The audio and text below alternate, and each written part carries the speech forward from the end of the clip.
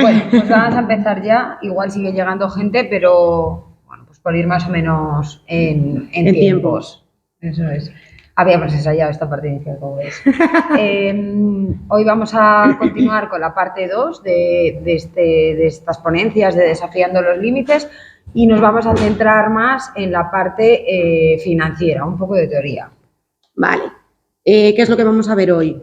Pues hoy, como veréis en el índice de contenidos, lo primero que vamos a ver, es que yo aquí no lo voy a ver, va a ser un repaso pues, de todos los conceptos que vimos la semana pasada, por una parte, continuaremos con planificación y protección financiera, haremos un especial hincapié en la creación patrimonial, hablaremos de los tipos de rentas, la diversificación, las diferencias, entre el ahorro y la inversión.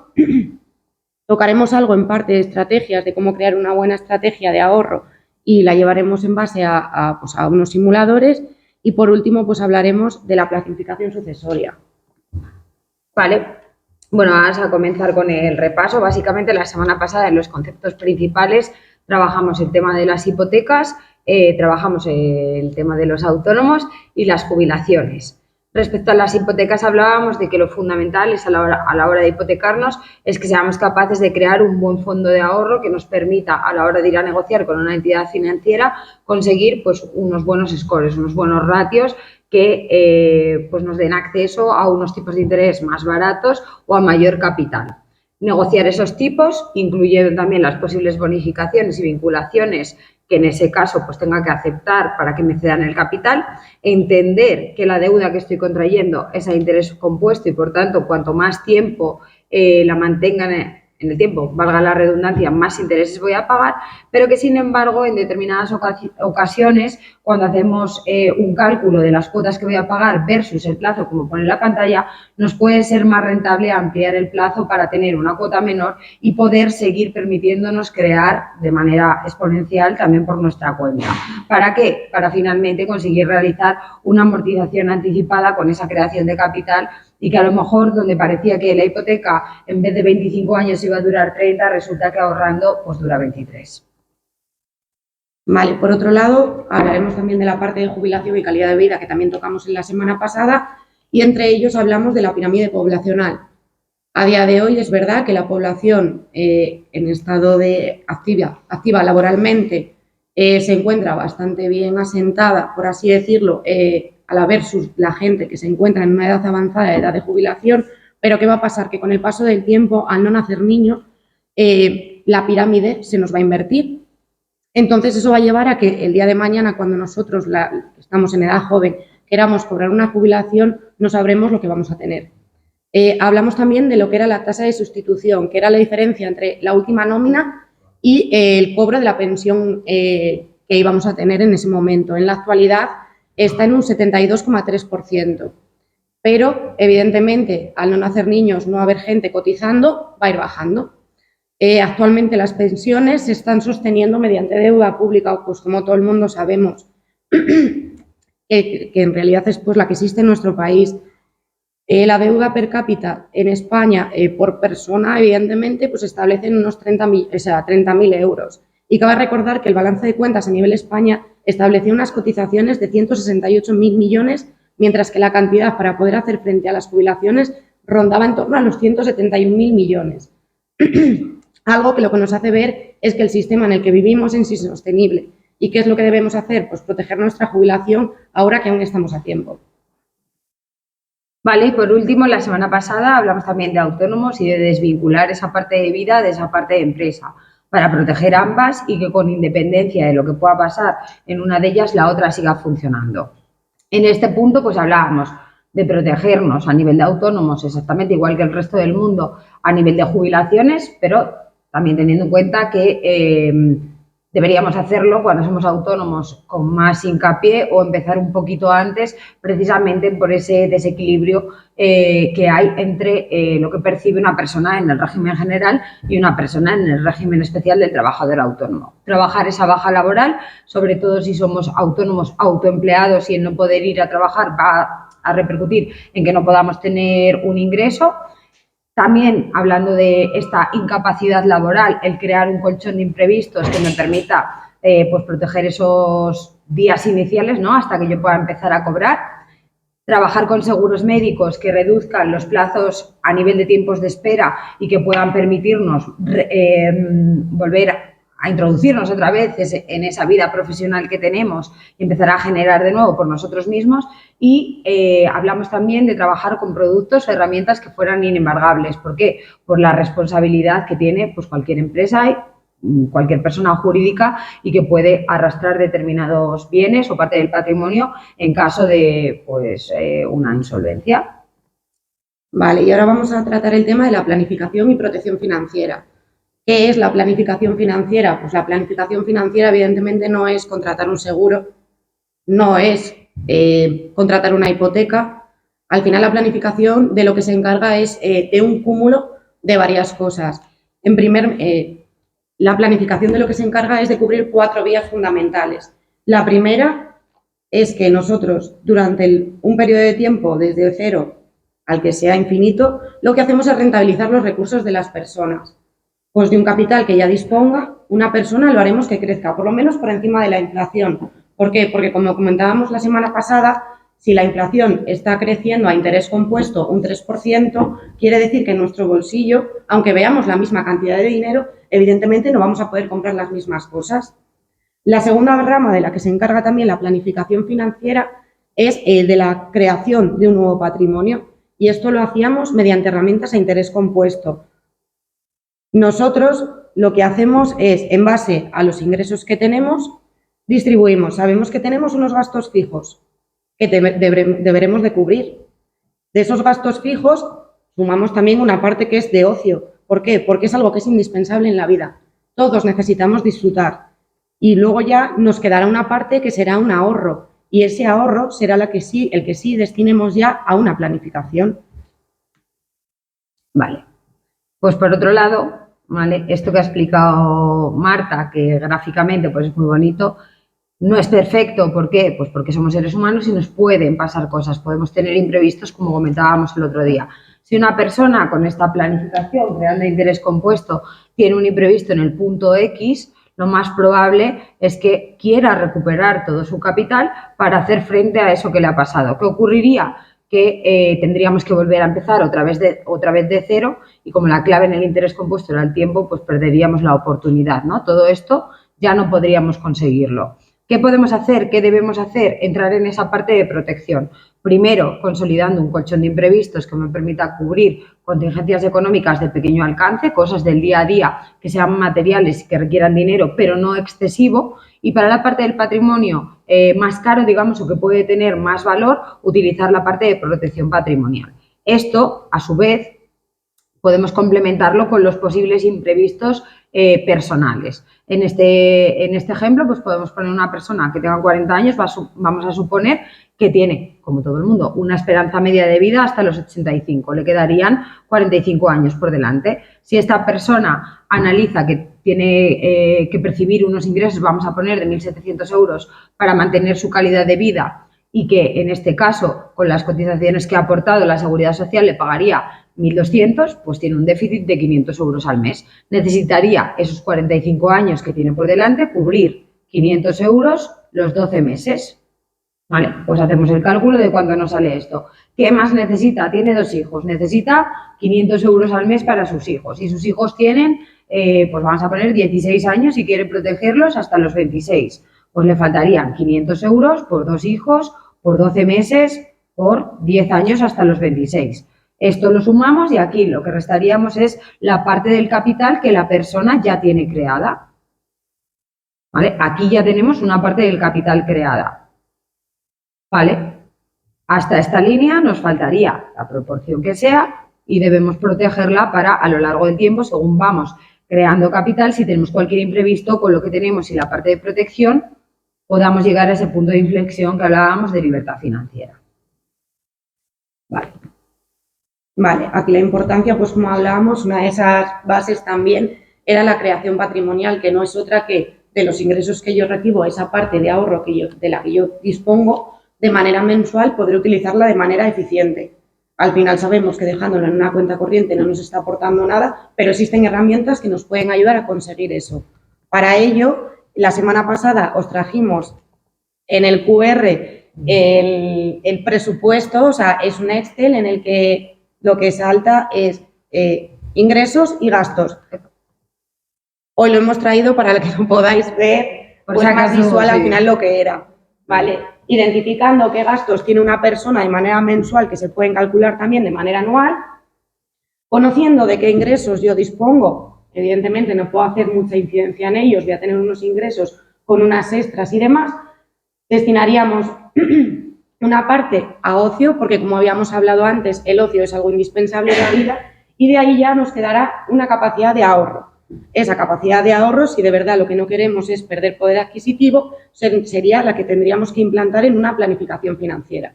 Utilizar ese dinero que nos queda para llevarlo eficientemente a una planificación. ¿En base a qué? Pues en base a objetivos, necesidades o deseos que pueda tener una persona. ¿Pero y cuándo? Destinándolo en tiempos.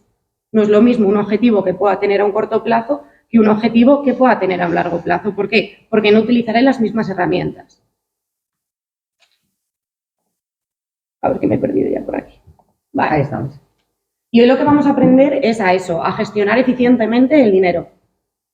Como hablábamos, nosotros tenemos unos ingresos de los cuales podemos hacer incidencia. Bueno, podemos negociarlo por lo menos. Si nos quieren subir el salario o no nos quieren subir el salario. Pero de esos ingresos que tenemos, lo que tenemos que tener claro es que tenemos un consumo. Lo que debemos hacer es que ese ahorro que tenemos que empiece a crecer para poder alcanzar esos objetivos que podamos tener a lo largo de nuestra vida. Al final las finanzas no es magia, es la fórmula que estáis viendo ahí, sale en base a esa fórmula. Nadie va a dejar de trabajar mañana, tranquilos. Y a partir de ahí, pues lo que debemos hacer es seguir un procedimiento. Desde el primer paso, el punto primero es decidir si queremos ahorrar o no queremos ahorrar. Porque ahorrar al final es algo importante. El ahorro nos brinda al final seguridad financiera para poder alcanzar nuestras metas tanto a corto, a medio o a largo plazo.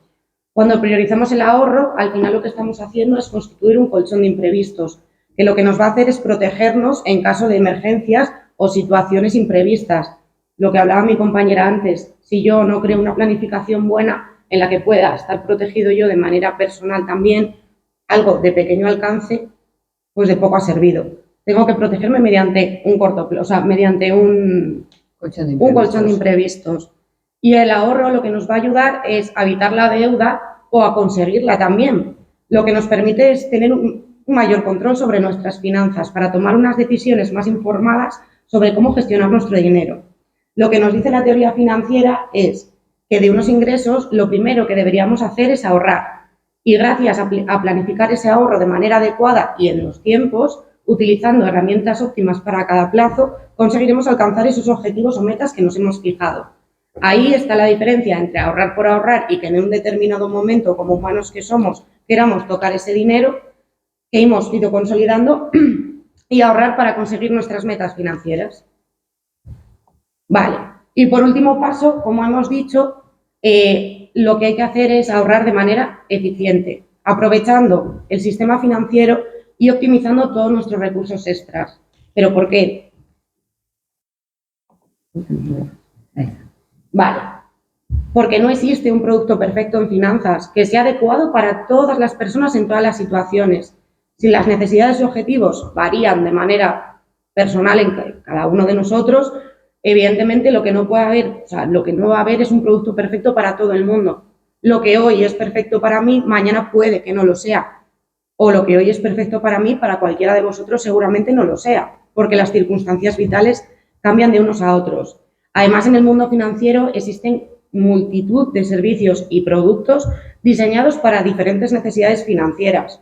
Cuentas de ahorro, depósitos, inversiones, préstamos, etc.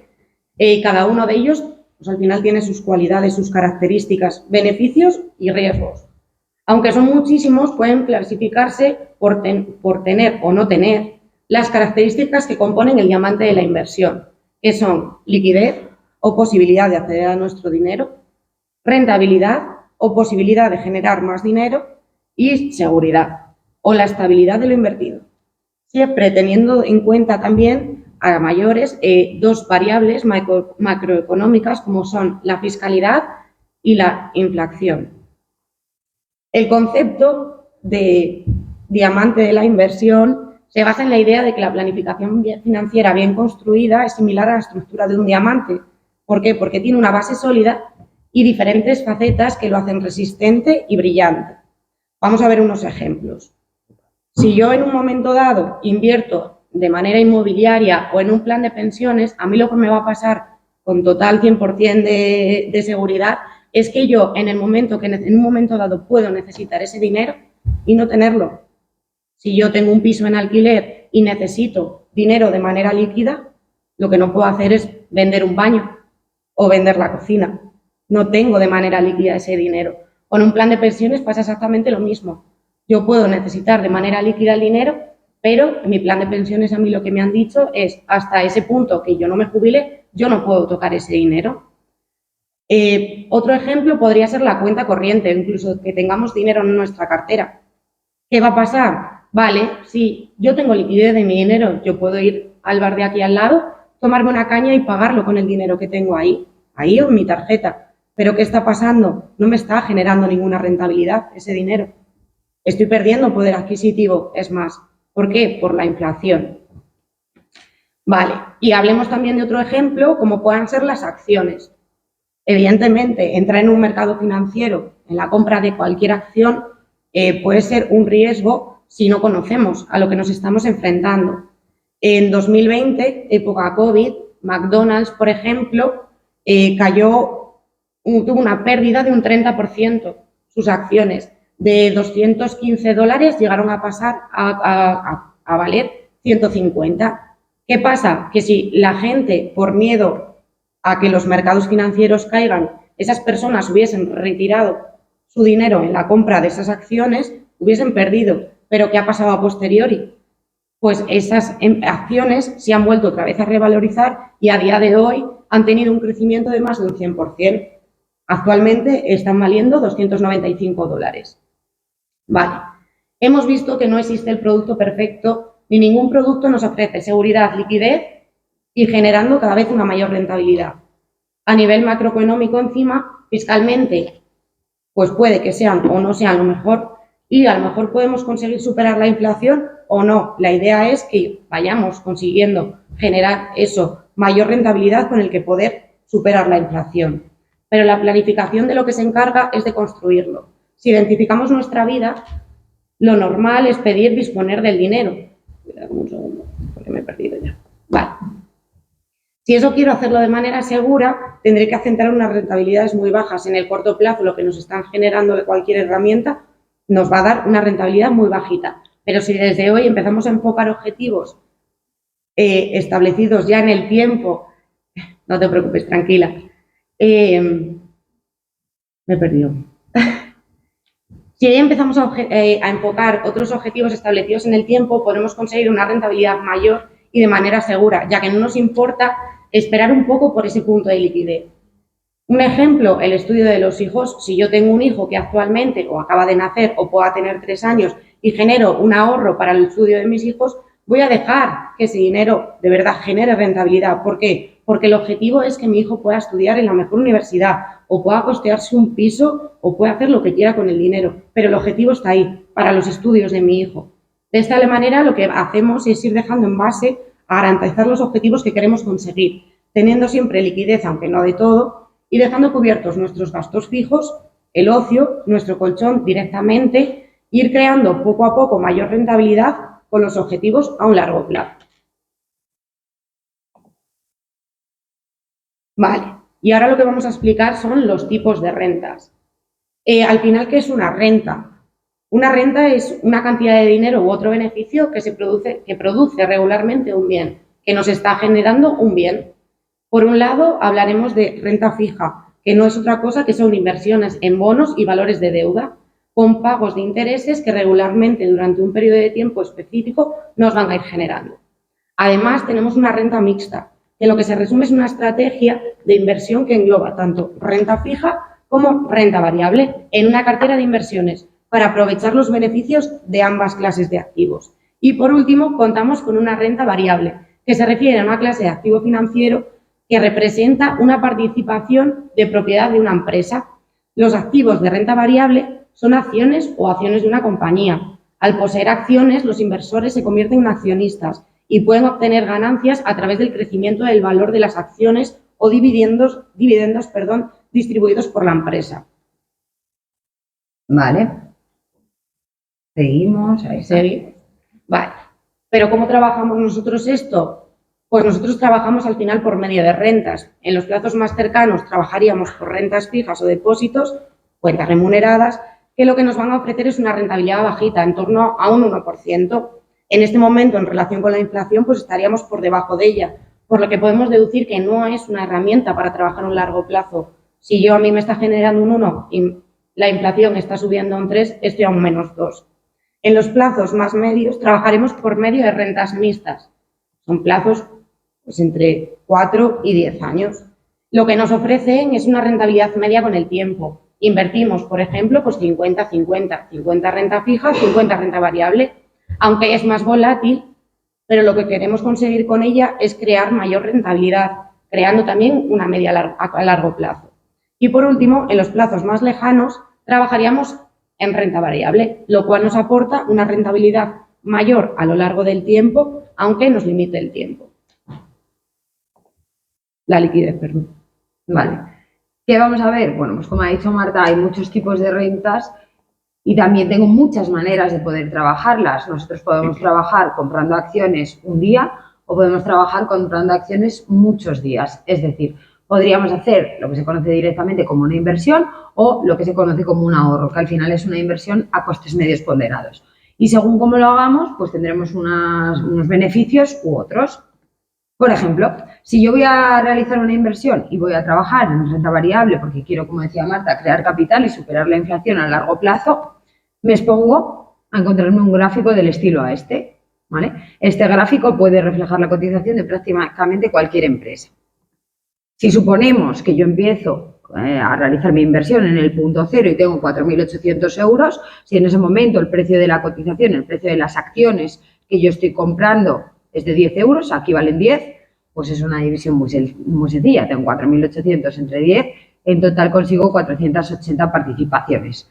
El momento en el que yo salga es el que va a definir si voy a tener un beneficio o una pérdida.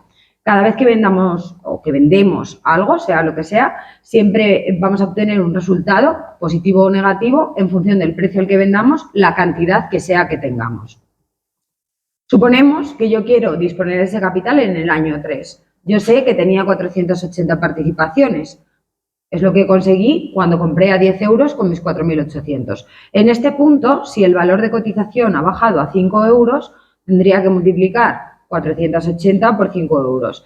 Y he conseguido, ¿vale?, obtener una pérdida de 2.400 euros. En este supuesto, lo que estamos haciendo es salir un 50% por debajo de cómo entramos. Si espero un poquito más, no necesito vender en ese momento, pero la cotización todavía no se ha recuperado en 5 años y vendo a 7,5 euros cada acción que tengo por 480, pues tendría una pérdida de un 25%. ¿Qué quiere decir con esto? La inversión puede realmente ser mucho más rentable que el ahorro, porque al entrar en un punto, siempre que salgamos por encima, vamos a generar mucho más capital. Pero también puede ser menos segura. Si yo quiero utilizar este dinero a corto plazo, la clave no es que haga una inversión, sino que vaya haciendo costes medios ponderados, como veremos ahora, para entrar en todos los puntos. Sin embargo, si yo puedo, como decía Marta, complementar esto y estos puntos iniciales, hacer como que no existen, digamos, es decir, yo aquí no voy a tocar mi capital, como si no estuviera. Voy a trabajar con un producto garantizado y si necesito liquidez lo voy a sacar de ahí, con lo cual voy a dejar que la inversión se mantenga. Si yo no vendo, aunque haya bajado el precio de las acciones, como en el ejemplo que estábamos poniendo, no estoy haciendo efectiva la pérdida. Yo sigo teniendo 480 de lo que sea que tuviera. Lo que tendré que hacer es esperar, ¿vale?, a un momento. Podemos hablar, pues eso, a partir de 8 o 10 años, cualquier inversión suele salir con resultados positivos, excepto si hemos comprado algo pues, que no valía para nada. En este ejemplo, si yo vendo a un precio de 15, el total de lo que tenía, pues, bueno, el signo está mal, pero he obtenido 7.200 euros, ¿vale? ¿Qué pasa si yo esta misma operativa, en esta misma inversión, en este tipo de acciones o en este fondo de inversión o lo que sea, en lo que estemos invirtiendo, pero de renta variable, lo realizo en el mismo momento cero? Quiero intentar salir en los mismos puntos en el año 3, año 5 y en el año 10 con una cotización de un 15%, pero no me introduzco con todo el capital en el momento cero, ¿vale? El gráfico es exactamente igual, vuelvo para atrás para que lo podáis comprobar, ¿vale? Es calcado, ¿vale? Mismo dinero, yo tengo 4.800 euros. Voy a entrar en el mismo momento cero, pero voy a sacar una media. Gráficamente es fácil de ver. Si entro en todos los puntos, lo que hago es aplanar la gráfica. En el momento cero, yo compro igualmente a 10 euros, porque las dos personas, la del gráfico anterior y la de este gráfico, que han comprado lo mismo, que van a invertir la misma cantidad, también han empezado en el mismo momento. En este caso, a un precio de 10, pues si lo que estoy haciendo es invertir durante 48 periodos 100 euros, he conseguido 10 participaciones. Sigo entrando en el resto de puntos y de esta manera lo que consigo es generar la media a largo plazo. Si yo espero, como en el ejemplo anterior, hasta ese momento final, hasta ese año 10 y consigo vender mis participaciones a 15 euros, pues he conseguido 630. ¿Por qué he conseguido más? Porque yo compraba aquí abajo también y el precio era menor de 10 euros. Si aquí tengo un precio de 10, pues todos estos precios son menores de 10 euros, lo que me va a implicar adquirir con el mismo capital una cantidad mayor. De esta manera, si obtengo 630 participaciones, he conseguido en 10 años duplicar el capital. ¿Vale? También nos podemos preguntar, oye, ¿y si viene mal dada, si yo necesito rescatar el dinero antes? Le puede ocurrir a la persona que hizo la inversión completa de los 4.800, pero también le puede ocurrir a la persona que está haciendo 48 inversiones de 100 euros. En este caso, ¿qué ocurriría si salgo por debajo? ¿Vale? En el año 3 veíamos en el ejemplo anterior que estábamos vendiendo a 5 euros. Vale, pues supongamos que he conseguido el total de las participaciones exactamente igual que le pasó a la persona anterior, tendría una pérdida de un 34% en vez de un 50%. Si vende a 7,5, limitaría la pérdida a un 1,5%. Sin embargo, si vamos a esperar igualmente ese periodo de 10 años, cada momento que hemos encontrado en los precios 2, 4 y 6, que son momentos, entre comillas, de rebajas, en los que lo que estamos comprando tiene un precio menor, no significa que tenga un valor menor, sino que vale menos, pues porque a lo mejor en ese momento no hay demanda en ese sector. Bajan las cotizaciones, como explicaba Marta. En 2020 las acciones de McDonald's costaban $150. Si yo las hubiera comprado en ese punto, en esa zona de acumulación, y las vendiera ahora, estaría sacando un 100%, porque valen $300, 295. ¿Vale? Con lo cual, cuando hacemos un ahorro a costes medios, lo que conseguimos es no descapitalizarnos. La persona que metió los 4.800 euros al principio, igual ya no tenía más y ya no puede entrar en los puntos 2, 4 y 6. Sin embargo, la persona que va a meter durante 48 periodos 100, igual en los puntos 2, 4 y 6, decide que en vez de meter 100 va a meter 200 y que los 3 últimos puntos del gráfico se los salta. No importa, ¿por qué? Porque ha empezado a comprar antes de manera promediada y aprovechando esos puntos bajistas. De esta manera, o puedo obtener una mayor rentabilidad al entrar en esos puntos bajos, o al menos voy a paliar esas posibilidades que me encontraría si salgo por debajo, ¿vale? Aumento la seguridad. Vale, para permitirnos al final llegar a ese punto, como decíamos, tenemos que tener preparado algo previo que nos dé pues esa liquidez. ¿Cuál es el objetivo de la planificación? ¿Qué es lo que nosotros, en este caso nosotras, intentamos instaurar en las cabezas de la gente, digamos, ¿no? Donde machacamos mucho en que al no haber un producto perfecto y poder diversificar, porque es algo viable, la clave es que trabajemos todos. Si yo a corto plazo que me voy a encontrar, lo que decía Marta, pues unas rentabilidades de en torno a un 1%, pero que me puedo encontrar liquidez dentro de un año. El primer año tengo mi colchón de imprevistos, he calculado cuáles son mis gastos fijos, me lo dejo disponible en cuenta, el resto que tenga lo voy a invertir durante un año. ¿Me va a dar un 1%? ¿Es poco? Sí, es más que un 0. Puedo ir haciendo también costes medios, puedo ir entrando también a poquitos. Si, por ejemplo, el producto me da rentabilidades trimestrales, pues cada trimestre se pueden recalcular, como ha estado pasando en estos trimestres anteriores, y que me vayan subiendo un poco esa rentabilidad. Si yo necesito sacar, iré sacando de aquí. Mientras tanto, puedo trabajar una renta mixta para sacar igualmente esa media. No significa que yo no esté aportando en ella en estos puntos, también lo estoy haciendo, pero es como si el producto no existiera para mí, ¿vale? No lo tengo en consideración. Yo aquí, al inicio, tengo con seguridad, liquidez y la máxima rentabilidad posible para el periodo. Sigo aportando a puntos futuros en los que ya podré sacar y tendré liquidez con seguridad y una rentabilidad un poquito mayor. Del mismo modo, en el ejemplo anterior, ¿vale?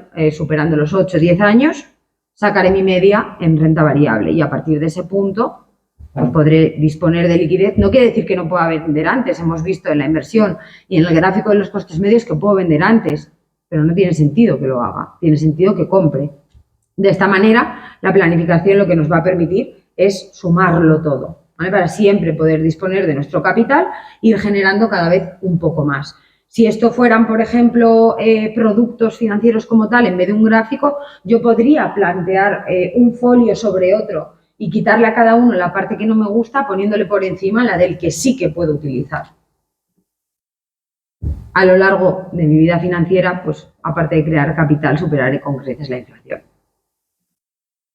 Vale, pues visto los plazos a nivel financiero de otra manera, modo resumen un poco de lo que nos ha contado Raquel, lo que se ve, y es algo que es muy evidente, es que el corto plazo, las herramientas de ahorro se caracterizan por ser herramientas muy líquidas, pero muy poco rentables.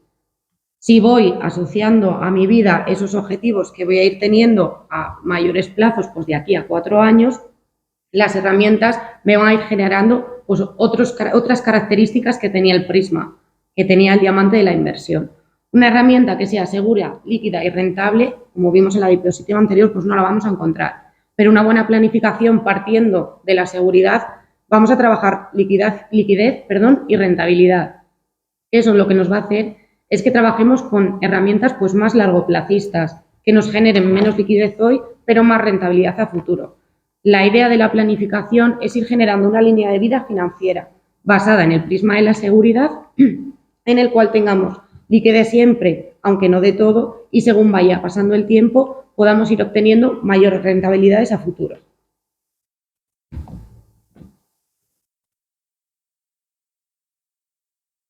Vale. Bueno, pues ahora lo que nos gustaría es que podamos comentar un poco esto que hemos visto. Vale, el otro día fue bastante más chapa. El objetivo del día de hoy es que vosotros también podáis comentar si queréis hacer alguna pregunta sobre esto, preguntar sobre algún tipo de producto específico, alguna acción específica o algo que sepáis que tenéis, pues puede ser un buen momento. ¿Dudas respecto a la planificación o similares? Dale. Yo tengo un fondo, bueno, una cartera delegada, que al final es una combinación de fondos de inversión.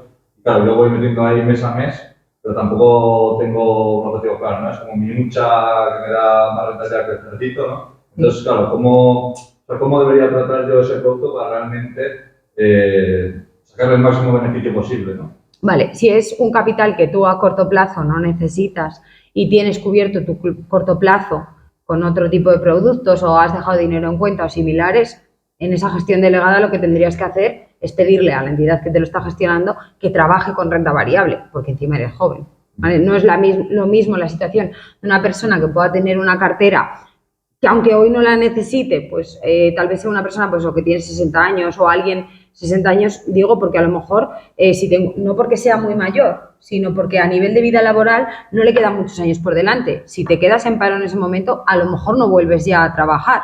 No pensabas prejubilarte y te encuentras en una situación en la que sí, te estás prejubilando. Tener ese capital invertido en renta variable pues puede suponer que en el momento en el que lo necesites no debas sacarlo. Una persona que tenga hijos, pues lo mismo. Si no tiene separada esa parte para posibles imprevistos, pues la cartera debería ser más conservadora. En este caso, pues invertir en renta variable y aprovechar zonas de acumulación. Este momento temporal en el que nos encontramos realmente de mayo de 2023, creo que es un buen momento para empezar a hacer aportaciones extraordinarias. De aquí a julio, más o menos, se va a definir los 2 años siguientes venideros. De momento las previsiones económicas son positivas, un poco a la espera también de qué pasa en Estados Unidos, pero desde Europa las previsiones de crecimiento para Europa en general y en especial para España han sido la semana pasada mucho más positivas de lo que eran hace un mes. ¿Qué quiere decir eso? Que la tendencia puede volver a ser creciente, ¿vale? Entonces tendríamos que comprar ahora porque es barato. Bueno, habéis hablado también, bueno, de trabajar distintos plazos, ¿no? Con distintos productos, tema de rentas fijas, rentas mixtas, rentas totalmente variables. No sé si en algún punto de todo eso contempláis incluso de valores refugio, como puede ser el oro, el platino, la plata, o incluso hoy en día, ¿no? Que ya se considera, pues algunas criptomonedas como el Bitcoin, valor refugio. Vale, lo puedes hacer igualmente, de hecho, dentro de las carteras que tú tienes lo puedes hacer incluso en renta variable sin tener que salir del propio producto en la gestión delegada que tú comentabas antes. Yo puedo estar ahora invertida o podría haber estado invertida hace un año, bueno, un poco más, en el 2021 en acciones y fondos 100% renta variable, y cuando se empezó a ver a primeros de 2020, tema guerra de Ucrania, van subiendo los precios de la energía y demás, que el mercado es más inestable, tú puedes mover las posiciones del fondo, vender lo que tienes dentro del fondo para comprar otras cosas. En ese caso, pues, ¿qué puedes comprar? Pues puedes comprar petróleo, puedes comprar oro, puedes comprar cualquier otro tipo de divisas, incluso dentro de una planificación, más la gente joven, muchas ocasiones tiene criptomonedas. Yo ahí lo que suelo recomendar es que trabajen, si no tienen ni idea, criptomonedas que sean, si no más estables, digamos, más seguras, como puede ser directamente el Bitcoin, porque al final no solo están invirtiendo en la criptomoneda, sino en la tecnología que hay detrás, y que lo hagan, por supuesto, con un capital que no vayan a necesitar a corto plazo, que sea una inversión de largo plazo, si no tienen ni idea, que no busquen ser especuladores y que hagan costes medios exactamente igual que en una planificación financiera. Vale, habéis planteado ahí, ¿no? Los 3 plazos distintos. Quería saber, a ver si, pues bueno, imaginaos que yo no tengo ningún objetivo claro a corto plazo, lo que sea, es como siempre hay 3 plazos. ¿Eso es así o cada uno puede marcar sus propios plazos, más, menos? La recomendación es que haya 3 plazos como mínimo, pero hay gente que no puede tener 3 plazos porque los recursos económicos no le dan. Y hay gente que tiene mucho capital y no tiene 3 plazos, tiene 300. No es en sí que tenga plazos, sino que puede diversificar en muchísimos más productos. Siempre que se pueda, trabajaríamos así. Incluso podríamos hablar de diferentes modelos de gestión. Cuando ya empezamos a trabajar con algo de volatilidad, es decir, cuando metemos renta variable, ya sea en una renta mixta, que no sea 100% variable o que sí que sea 100% variable, podemos trabajar diferentes modelos de gestión. Podemos hablar de gestión pasiva, que consistiría simplemente en seguir la tendencia del mercado, como puede ser un producto indexado. Lo que hacemos es elegir una economía o elegir un sector y seguir su misma tendencia. Y luego también se puede trabajar gestión activa, que en este caso es una cartera delegada, ¿vale? Donde lo que se busca es aprovechar los movimientos del mercado que tienen sesgos. Por ejemplo, cuando hay una noticia generalmente económica, eso se va a trasladar a los precios de las cotizaciones. ¿Qué ocurre? Que entre el momento que se da la noticia y que se trasladan los precios, pues ahí hay capacidad de operar, ¿vale? Podemos tomar decisiones. Si, por ejemplo, la noticia es negativa y se puede prever que las cotizaciones vayan a caer, lo que podríamos hacer es elegir, digamos, a futuro comprar. En este momento yo puedo elegir comprar en el futuro. No ha llegado el futuro, pero estoy eligiendo ya comprar barato en ese momento futuro, con lo cual lo que puedo hacer ahora es vender lo que tengo. Y ahí lo que estamos haciendo es una gestión activa donde lo que se intenta es aprovechar las imperfecciones del mercado. Si una persona tiene más capacidad y puede realizar un ahorro, que no es más que una inversión, a costes medios mayor, o tiene ya un patrimonio creado para poder diversificar más, pues se podría trabajar no solo un corto plazo, digamos, con rentas fijas, un medio plazo con rentas mixtas y un largo plazo con renta variable, sino duplicarlo. por ejemplo, y hacer lo mismo, pero en renta mixta, trabajar una cartera de gestión activa, trabajar una cartera de gestión pasiva en renta variable, trabajar una cartera de gestión activa, una de gestión pasiva, indexarnos, meter cripto, ¿vale? Se puede complementar. Habéis dicho que la base de una planificación, bueno, lo primero, que no es un producto, ¿no? Sino que se basa en 3 grandes pilares que habéis dicho, me parece, creación, crecimiento y protección. Sí. ¿Vale? No me ha quedado del todo claro, a ver si podéis ampliar un poco el tema de la protección, ¿no? ¿Cómo protejo yo mi planificación? Vale. La parte de protección de la planificación en sí no tiene por qué ser igual que la parte de la protección de la persona. Cuando nosotros en este punto hablamos de protección personal, aunque sea económica, pero hablamos de protección personal. La protección patrimonial podemos, y vamos a verla ahora cuando entremos en este punto de planificación sucesoria. Cuando hablamos de protección personal, a lo que nos referimos es a que la persona pues pueda tener, por ejemplo, si tiene deudas, un seguro de vida vinculado que proteja a su familia y a sus seres queridos de esas deudas que también se heredan. Podemos hablar también de que tenga un seguro de invalidez. ¿Qué pasa si yo, en vez de morirme, lo que me quedo sin trabajar? Yo sigo teniendo que pagar la hipoteca. No, es que me hice un seguro de vida por el valor de la hipoteca y va a quedar la hipoteca pagada. Ya, pero el dinero que tienes, ¿te da para ir a comprar o te vas a comer los ladrillos? A lo mejor tienes que tener un seguro de vida con invalidez por un capital mayor. Una de las cosas que los seguros de vida incluyen que no se cobra a nivel estatal son las enfermedades graves. ¿Qué pasa si alguien en una casa tiene una enfermedad grave?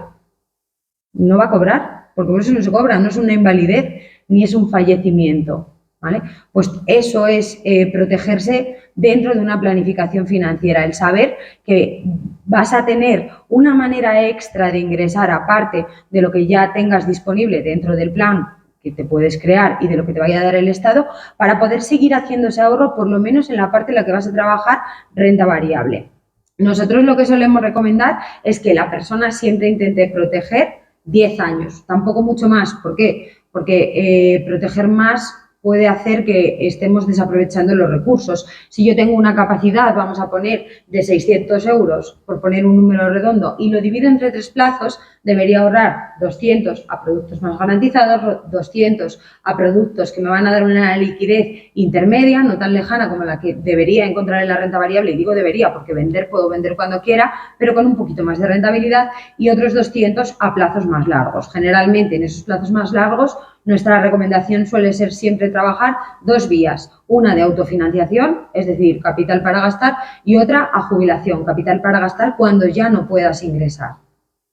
Vale, explicado esta parte de 200, 200 y 200, no es objetivo que la persona o que la familia se tenga que sentir más ahogada por protegerse. Si la capacidad de ahorro real y la capacidad de ahorro que ellos quieren realizar en la planificación financiera es de 600 euros y tenemos que protegernos, la parte que destinaríamos a seguros de vida, seguros de baja laboral o a seguros, yo que sé, de invalidez, enfermedades graves, un poco todo lo que hemos comentado, saldría de los 600 euros. ¿Cuánto me supone esto? ¿50 euros al mes? Genial, pues entonces no tienes 600 euros para ahorro. Sí tienes 600 euros para planificarte, pero serán 550 de ahorro y 50 de protección, precisamente pues con ese objetivo.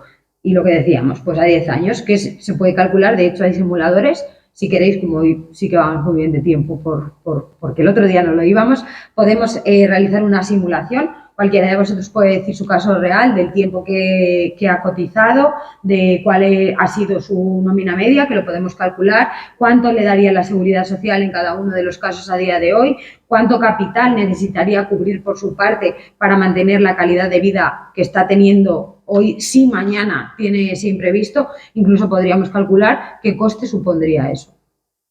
Ya, pero el problema más gordo que yo veo es el de la confianza.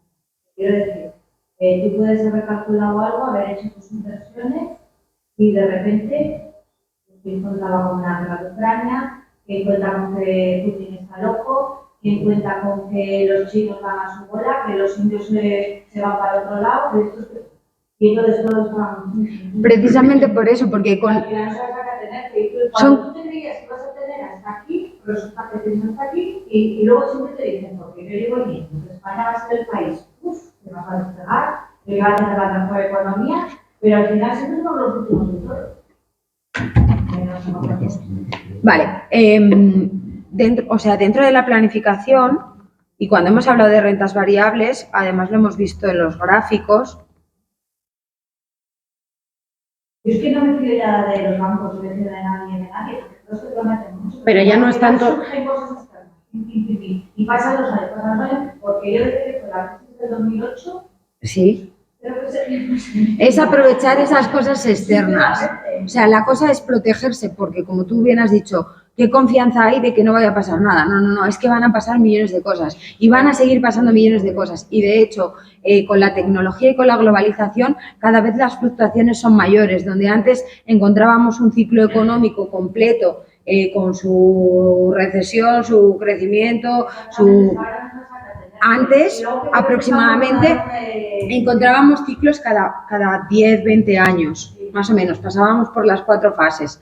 Ahora los encontramos cada 8, 6 años y cada vez va a ser más rápido porque todo el mundo ya tiene acceso a poder comprar y vender desde el teléfono, con lo cual estamos, digamos, acelerando la economía, sobre todo en la parte bursátil. Pero si estamos protegidos, y con esto me refiero a si somos conscientes de que va a haber cosas que van a pasar y tenemos disponible, la putada es cuando no tenemos disponible, o ese disponible que deberíamos tener líquido o con baja volatilidad en un producto garantizado similar, lo tenemos invertido y lo necesitamos sacar, ¿vale? Porque ahí es donde se genera sobre todo la desigualdad del patrimonio, donde se generan desigualdades en las riquezas. En el año 2008 había muchas familias que llevaban hipotecadas 4 años, que se hipotecaron a tipos relativamente buenos porque el dinero se estaba regalando, pero que adquirieron viviendas que eran mucho más caras por precio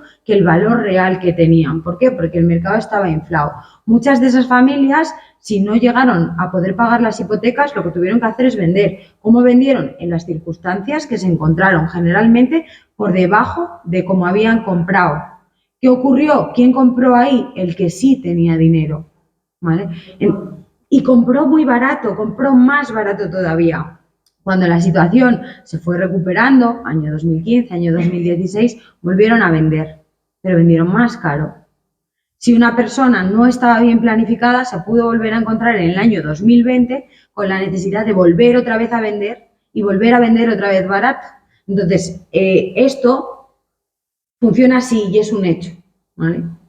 Que la economía va a subir y va a bajar y los precios van a subir y van a bajar, es un hecho. Lo que debemos hacer es estar preparados para, lo primero, no tener que vender algo que no queremos vender cuando vienen mal dadas, y lo segundo, dejar un poco de disponible para, si no somos muy ricos a nivel patrimonial, por lo menos ser muy ricos a nivel educación financiera y saber que son los momentos en los que tenemos que comprar, porque así lo que podemos conseguir es equilibrar un poco esas desigualdades de distribución patrimonial. Y pueden pasar cosas, y van a pasar, pero se pueden aprovechar. Yo no tengo ningún cliente que en el año 2020, cuando nos confinaron, que además yo también estaba cagada porque fue cuando pasamos a trabajar todo vía Zoom, yo no había trabajado tanto con el ordenador nunca, todos estos gráficos y todo los explicábamos a mano, las solicitudes de todo eran a mano, aunque utilizáramos el ordenador, y fue un momento... Sí, para la gente que está en sus casas y para nosotros. Yo en ese punto me di cuenta de que tener un plan, ahí fue cuando me di, era primordial. Me encontré muchas otras personas autónomas que estaban conmigo y que siguen conmigo en asociaciones de autónomos, mujeres empresarias o cosas similares, realmente pasando momentos muy malos porque no tenían una buena planificación financiera y no habían dejado un colchón de imprevistos.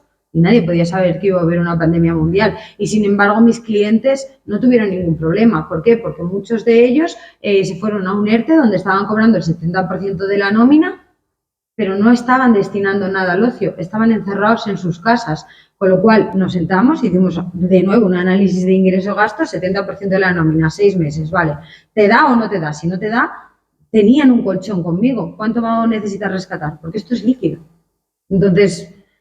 fue realmente un momento donde muchas de las personas nadie necesitó ni tan siquiera paralizar la planificación, y muchas de las personas que habían consolidado buenos colchones de imprevistos a corto plazo los aprovecharon para hacer aportaciones extraordinarias en sus productos de renta variable, y en 2021 obtuvieron unas rentabilidades muy elevadas. Es verdad que se infló un poco el tema bursátil porque la gente tenía muchas ganas de salir, se consumía mucho y demás, pero aprovecharon esas subidas y productos que a lo mejor deberían haber tenido unos puntos de equilibrio, un break-even que se llama, en 6 años lo consiguieron en 3 y ya no lo han perdido. Aunque el año pasado volvió a caer la renta variable, siguen estando pues, un 20% por encima.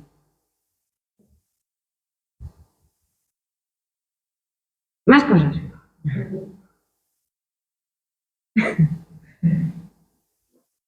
Pues le dejamos a este chico preguntar, dale.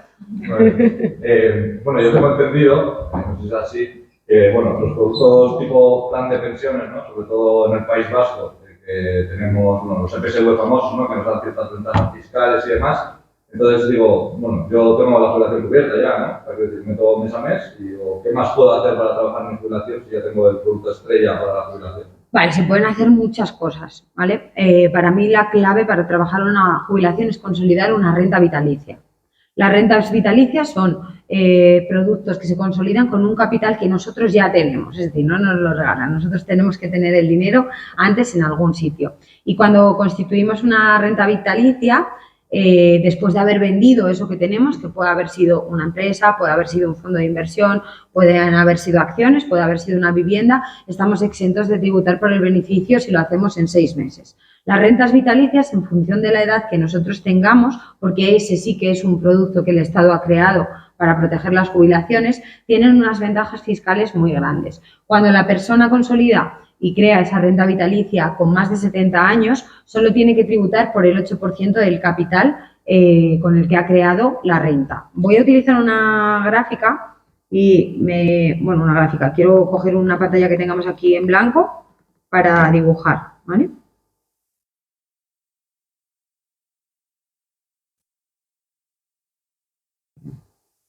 ¿Qué pasa?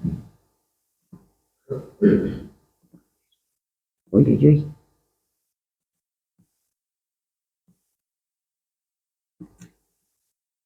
Vale.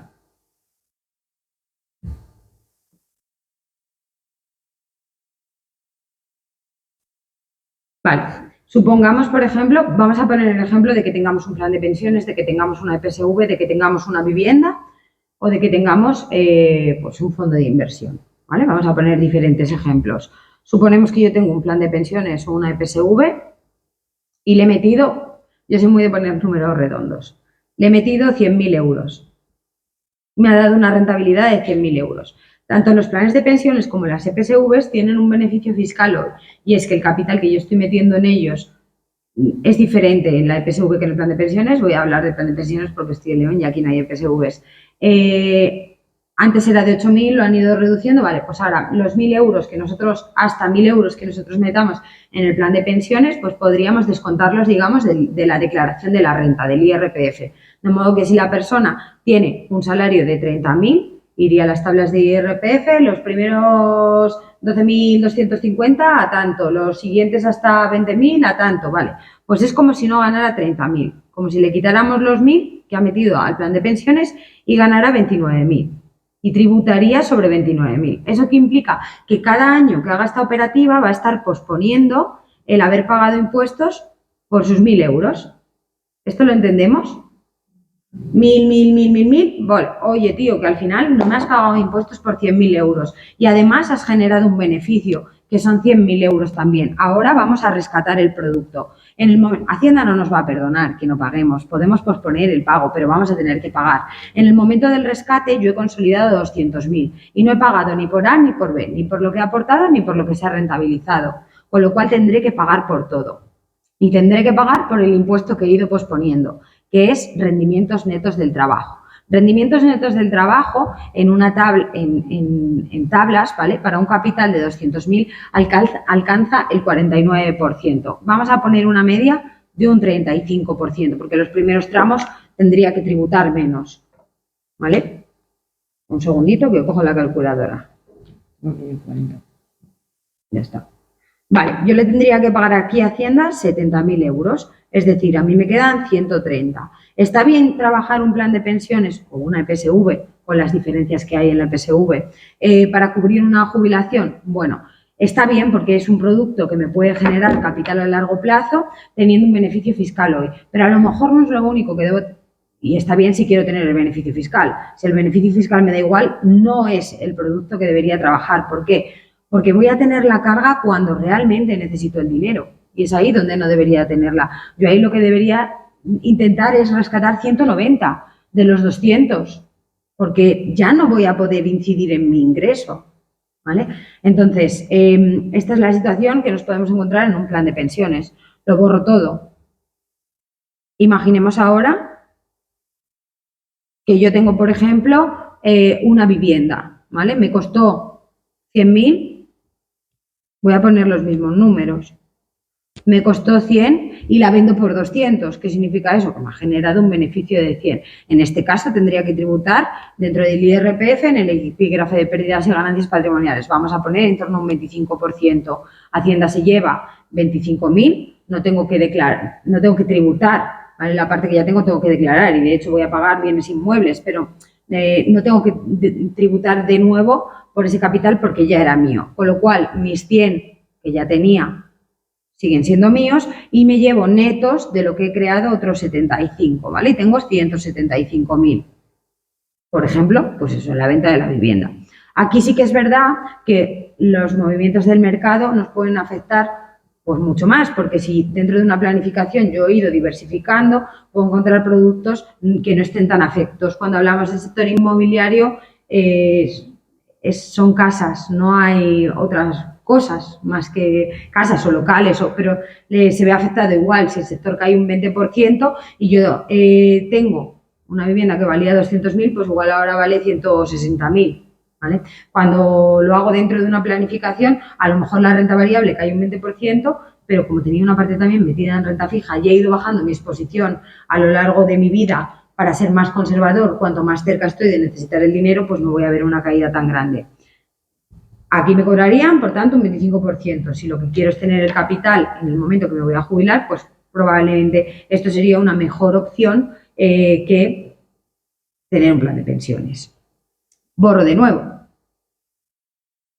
Un fondo de inversión. Yo le meto 100.000 y me da otros 100.000. Si lo rescato, ¿vale? La situación sería la misma. Yo tributaría el 25%, pérdidas y ganancias patrimoniales. Cuando trabajamos este tipo de ahorro, de inversión, pero vinculados a seguros de vida, cambia el epígrafe, pero también tributo solo por el beneficio. Hablaríamos de rendimientos de capital mobiliario, que podemos decir que ronda igualmente el 25% que en pérdidas y ganancias y además en determinada proporción son compensables también las pérdidas y las ganancias de un epígrafe y otro durante 5 años.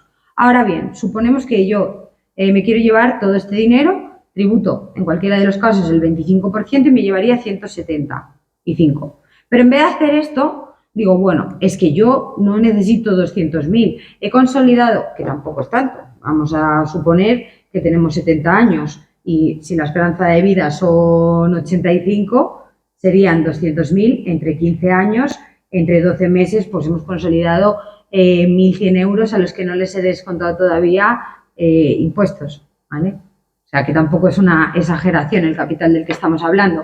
De cualquier modo, suponemos que tengo los 200.000 y digo, quiero generarme una cobertura para mí mismo y percibir un poquito cada mes. Si yo esto lo hago cuando tengo 70 años o más, el Estado me dice, entiendo que no quieres ser un jubilado mendigo, solo jubilado y quieres disfrutar de tu vida y para eso has separado siempre mientras he estado trabajando. Así que te voy a dar un beneficio fiscal si en vez de llevarte todo el dinero de golpe, te lo llevas a poquitos, porque yo lo que veo es que quieres complementar la jubilación que yo no te voy a poder complementar y como me estás ayudando a que yo pueda tener una menor deuda con tu esfuerzo, te voy a beneficiar fiscalmente. No te benefician cuando metes el dinero, pero sí te benefician cuando lo sacas. En este caso, tendríamos que tributar por el 8% del capital con el que hemos consolidado la renta, que son 200.000. El 8% de 200.000 son 16.000 euros.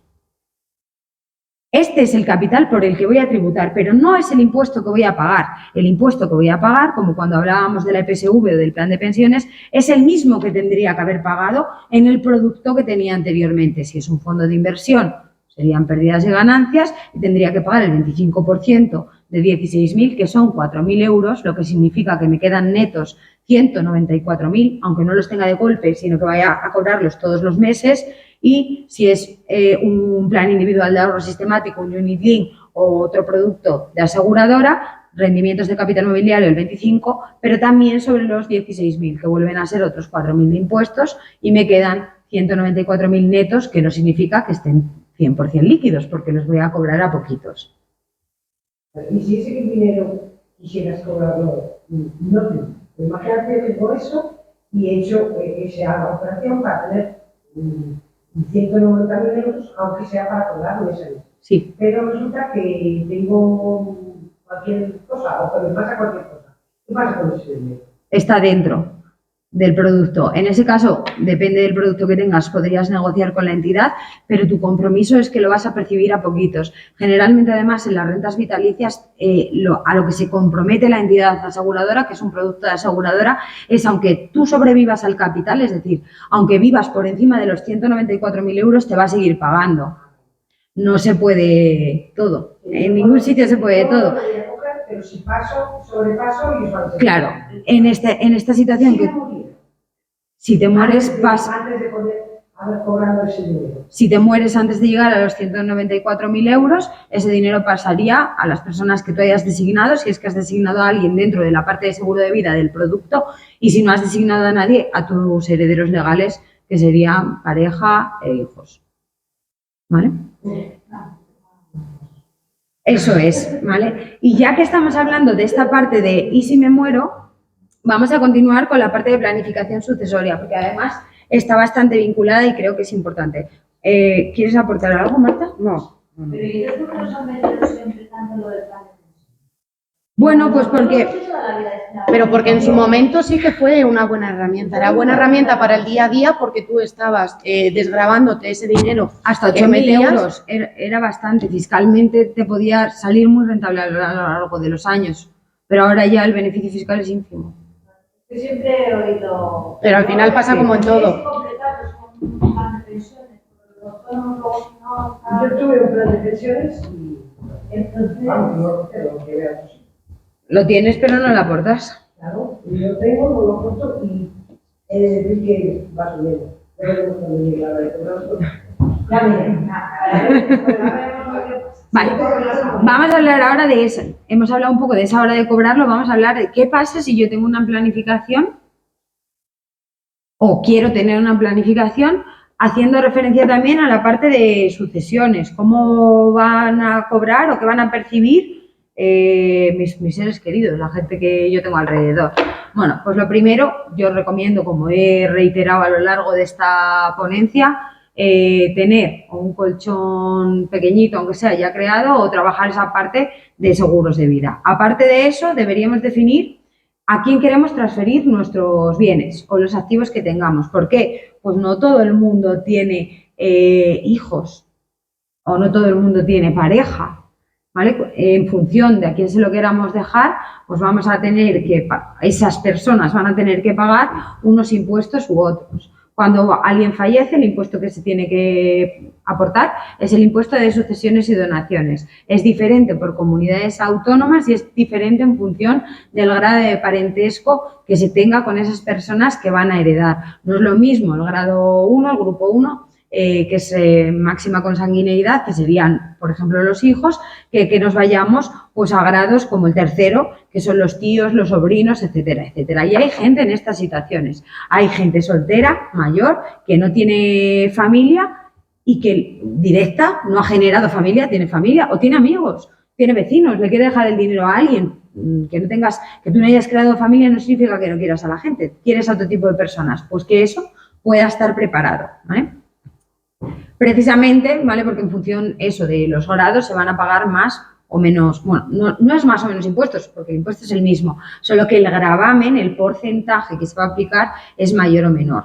En general, en todas las comunidades están exentos en grado 1 los primeros 400.000 euros. Luego aquí también hay que entrar en si las personas que están percibiendo el dinero tienen discapacidades o no. El mundo de las sucesiones y las donaciones es una locura aparte que daría para muchas semanas.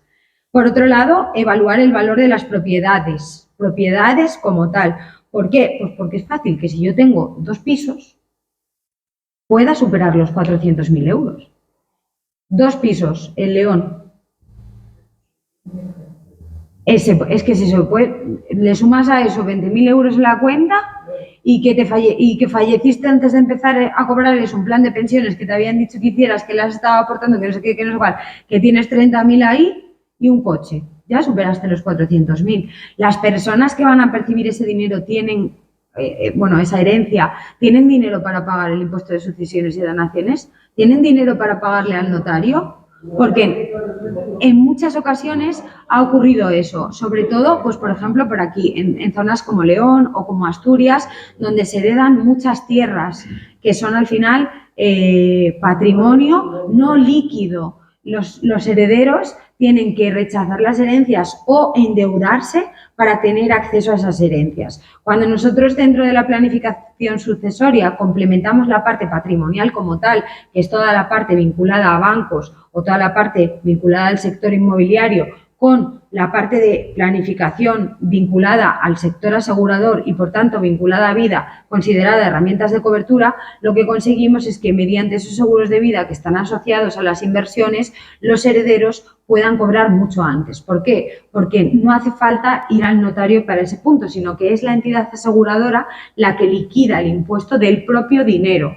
Es decir, en el caso de que yo tenga un fondo de inversión y quiera que sea mi hermano el beneficiario si yo me muero, mi hermano tendría que pagar primero para tener acceso a ese fondo. Sin embargo, si yo el fondo lo tengo vinculado a un seguro de vida y esto se denomina Unit Link, es la propia entidad aseguradora la que va a pagar sucesiones y donaciones y le va a ingresar el dinero a mi hermano en la cuenta. Tiempo aproximado, 3 semanas. ¿Eso que le va a permitir a mi hermano? Que si tiene que pagar otras cosas, porque también tengo un piso, pueda pagar esas otras cosas.